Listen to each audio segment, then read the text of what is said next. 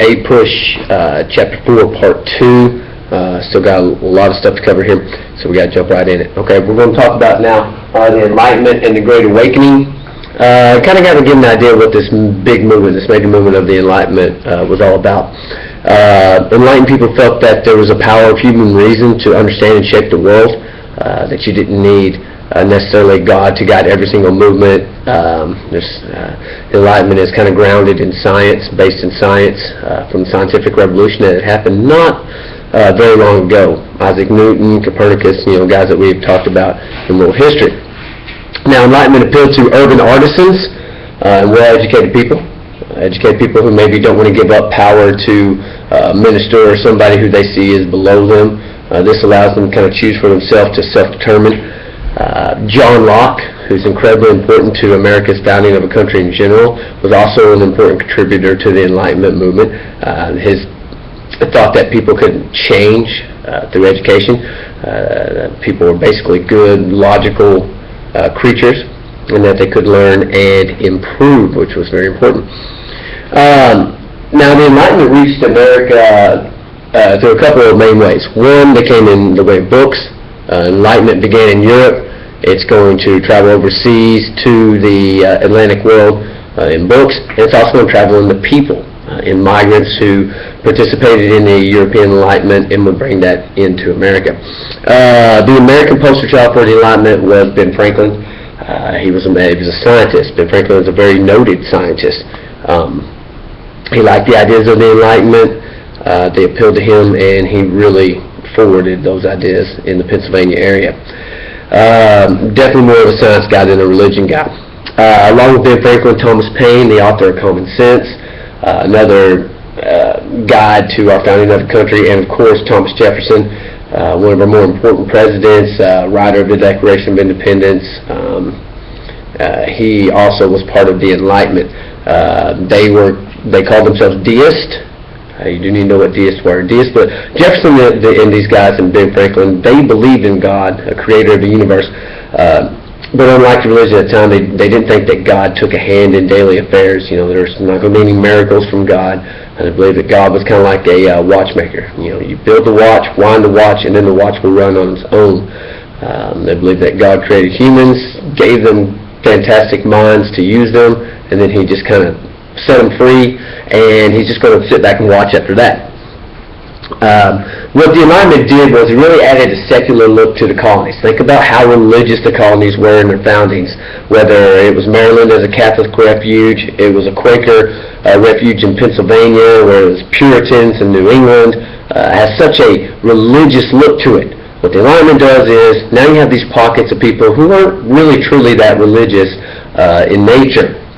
Now, of course, the response to this was something called pietism.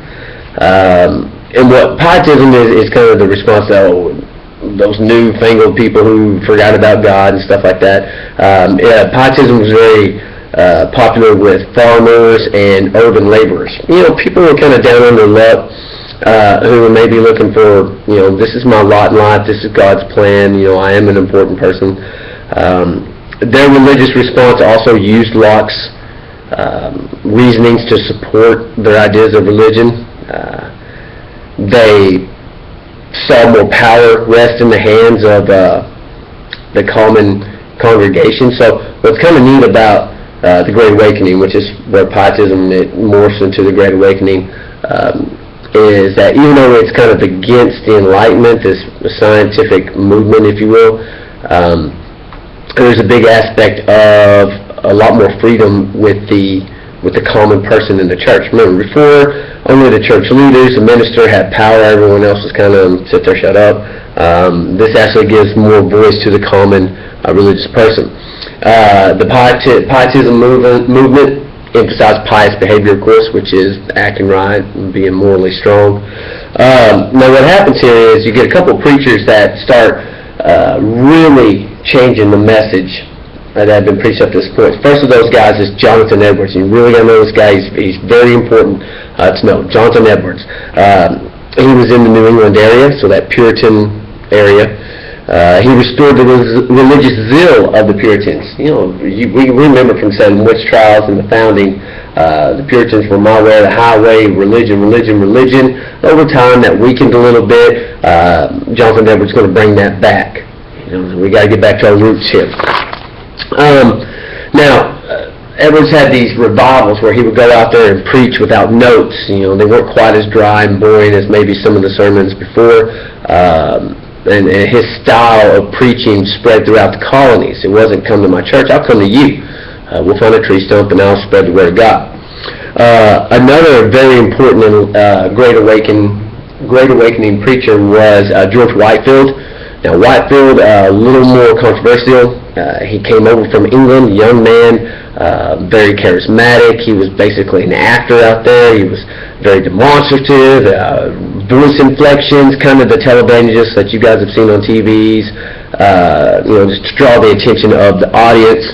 Some of the conservative ministers did not like George Whitefield's preaching style. They felt it was too, I would think of it as a showboat in today's terms, where some of your old school athletes don't like the new ones who showboat and stuff like that. That's kind of what's going on here in the Great Awakening. There's a schism within the Great Awakening. George Whitefield's followers became known as the New Lights. They were liberal, meaning they wanted change. They wanted to give women, allow women to speak in public. They spoke in tongues. They believed in all these miracles, great passion and fervor. And the Old Lights, as the traditional people became known, I looked at these as these are crazy people talking about God, but that's not very godly. So there's kind of a schism within the Great Awakening. The Old Lights are the conservative element, and the New Lights are the radical liberal element who are proposing change. Now, the Great Awakening undermined the authority of the churches by giving more power to the people, whereas the minister typically had a lot of authority. Now the common people are going to have much, much more. In the South, there were Presbyterian revivals, which challenged the status of the planter elite. Planters don't like this. Planters would roll up in their fancy carriages to service on Sunday, and they would be this and that, all hot toddy and whatnot. Presbyterians said, no, the common person is very important. Not favored by the planters. Even worse than them were the Baptists. Baptists were basically radical Puritans. Puritan church, you were baptized as a child, kind of a hold-off from the Catholics. When they were part of the Catholic Church, you're baptized as an infant. That's a big deal.